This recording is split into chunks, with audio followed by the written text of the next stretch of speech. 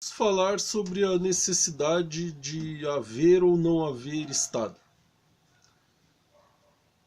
É claro que a importância do Estado é inegável. Até aos liberais, a existência do Estado é algo importante. Porém, eles acham que o Estado deve se ater a três atribuições básicas: saúde, educação e segurança pública. Porém, a importância do Estado vai muito além disso. Os liberais eles acham que o Estado não deve interferir no mercado.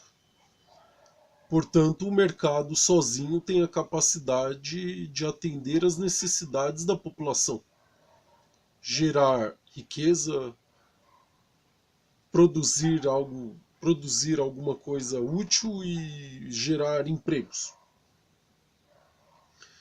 Porém, para que a gente entenda a necessidade do Estado, a gente precisa analisar um dos grandes problemas do Brasil hoje em dia. O problema bancário no Brasil é responsável, em boa parte, pelos problemas que nós enfrentamos hoje. A concentração de riqueza nas mãos de alguns poucos bancos, portanto, de algumas poucas pessoas, tem gerado a desigualdade, o desemprego e a pobreza que tanto nos assola. Portanto, o Estado não deve ser mínimo, o Estado deve ser eficiente. Os Estados Unidos, por exemplo, têm dezenas de bancos. No Brasil, a gente pode dizer que quase a totalidade do sistema bancário está nas mãos de 5 bancos. 3 privados e 2 públicos. Qual é a necessidade de um banco? Qual é o principal atributo de um banco? Bom, se você tem alguém que quer empreender, ou alguém, ou um grupo, e essa pessoa não detém do capital necessário para dar início ao seu empreendimento, ela vai até um banco e pede dinheiro emprestado. Então ela cria sua empresa, gera riqueza, produz algo, gera empregos, e quando ela tiver lucros, ela devolve esse dinheiro ao banco para que o banco possa emprestá-lo a outras pessoas que virão depois com o intuito de empreender.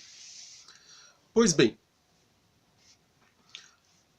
as decisões que fazem com que os bancos retenham tanto lucro, haja tanta concentração de riqueza nas mãos de alguns poucos brasileiros, são decisões políticas. Tá vendo? A culpa é do Estado, tudo é culpa do Estado. Se estivesse na mão do mercado, nada disso estava acontecendo. A culpa é do Estado e só do Estado. Pois bem, as pessoas que gerenciam o Estado brasileiro, elas são corruptas. Isso não quer dizer que o Estado deveria ser mínimo. Isso quer dizer que o Estado deveria ser honesto. Portanto, se tornar em um Estado eficiente. Como que funciona essa relação de concentração de rendas com as decisões políticas? Nos anos 80 havia muita agiotagem. Pessoas que emprestavam dinheiro a juros exorbitantes. Isso era crime. E eu acho que continua sendo crime até hoje. Mas não se for praticado por banco. As decisões que se tomam para os bancos são: vocês podem emprestar a juros altíssimos, vocês podem ficar com todo o lucro que o empreendedor produzir, vocês podem cobrar taxas exorbitantes aos seus correntistas, vocês podem, inclusive, acabar com a concorrência, se vocês quiserem. Vocês podem fazer tudo isso. E por que que os políticos tomam essas decisões? Porque eles são burros ou porque eles odeiam o país? Não. Uma das coisas que os banqueiros e os políticos têm em comum é que ambos adoram dinheiro. Os banqueiros têm o dinheiro e os políticos querem ter o dinheiro. Aí o banqueiro percebe que a mulher do político tem muito bom gosto, tem um gosto muito refinado. Olha, eu percebo que essa mulher tem muito bom gosto. Porque os vestidos dela ela compra em grifes europeias. Se ela não tivesse bom gosto, ela comprava ali na lojinha do shopping Tatuapé. Quando ela vai fazer uma reforma no apartamento ou na casa, ela gasta 400, 500 mil contratando um paisagista um renomado, né? Se ela não tivesse tanto bom gosto, ela procurava o serviço do Zé da esquina, o pedreiro do seu Zé, o pedreiro da esquina. Quando vocês viajam pela Europa, pelo Oriente Médio, vocês ficam em hotéis 5 estrelas, luxuosíssimos, né? Se ela não tivesse tão bom gosto, vocês ficavam no hotel do aeroporto mesmo, perto do aeroporto. E aí, quando ele percebe que a mulher do político tem um gosto refinadíssimo, realmente minha mulher tem um gosto muito refinado. E eu fico triste porque com esse salário miserável que eu ganho de apenas 35 mil reais, um salário miserável, não dá para eu atender os gostos que ela merece, né? Aí o banqueiro fala, realmente o seu salário é muito miserável. O político fala, realmente, né? É impossível o ser humano viver com um salário tão baixo desse. Então faz o seguinte, pega uma gorjetinha de 2, 3 milhões de reais por mês, só que aí vocês têm que tomar decisões favoráveis a nós, né? Imagina, amigo é para essas coisas, né? Nós estamos aqui para... Você sabe que a nossa amizade é grande. Imagina que eu vou deixar uma pessoa distinta com você na mão. E aí tá tomadas as decisões para favorecer os bancos. Não são os liberais que falam que não, que tem que haver livre concorrência, porque é o Estado que atrapalha a livre concorrência. Os bancos são o Estado?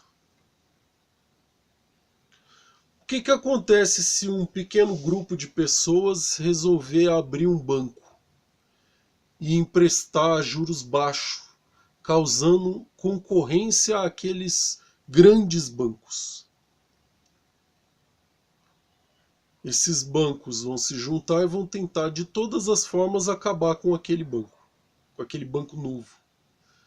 Em último caso, se não conseguir, eles vão comprar aquele banco. A culpa não é do Estado?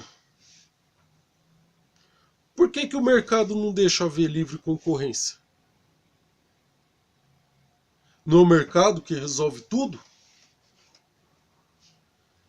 Tem que haver livre concorrência. E para isso, se nós tivéssemos um Estado honesto, coisa que eu acho que nem daqui a 500 anos a gente vai ver, esse Estado iria intervir.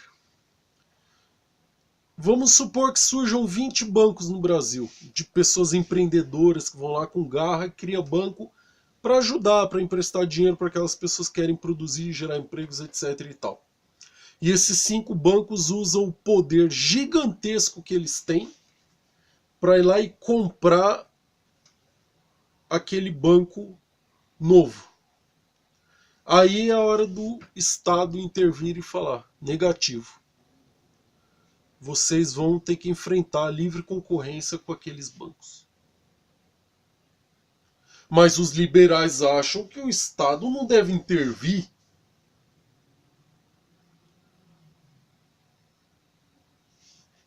Como que esses bancos novos iriam se defender sem a força do Estado?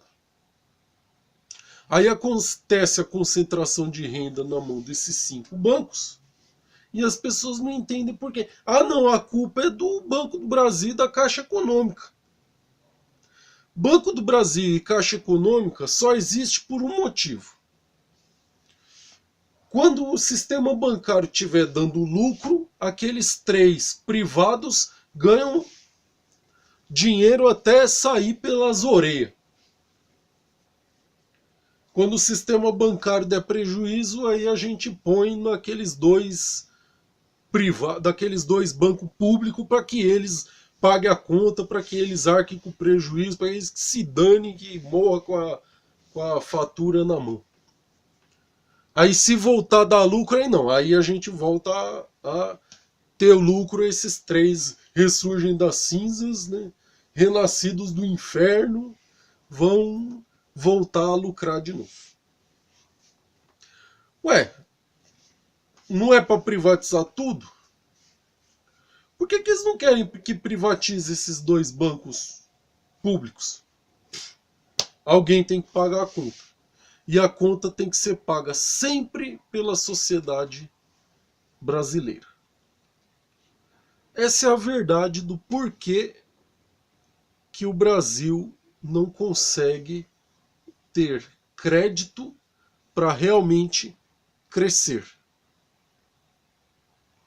E ainda vem liberais dizerem que o mercado, ou seja, aqueles homens que ganham fortunas e mais fortunas com a agiotagem permitida por lei, né? Eles acham isso, eles acham que as coisas devem ser assim. E para que isso aconteça, o Estado tem que continuar não interferindo nos assuntos do mercado. Infelizmente, é uma coisa que acontece muito no Brasil. O mercado egoísta, que continua vendendo a ideia de que ele é o salvador da pátria. E assim que as coisas caminham aqui no Brasil.